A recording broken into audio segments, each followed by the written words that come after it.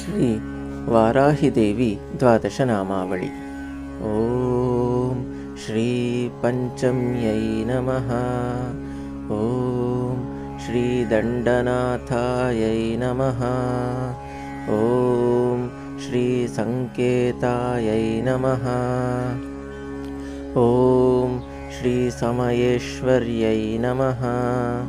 ॐ श्री समयसंकेतायै नमः। ॐ श्री वाराह्यै नमः। ॐ श्री होत्रिण्यै नमः।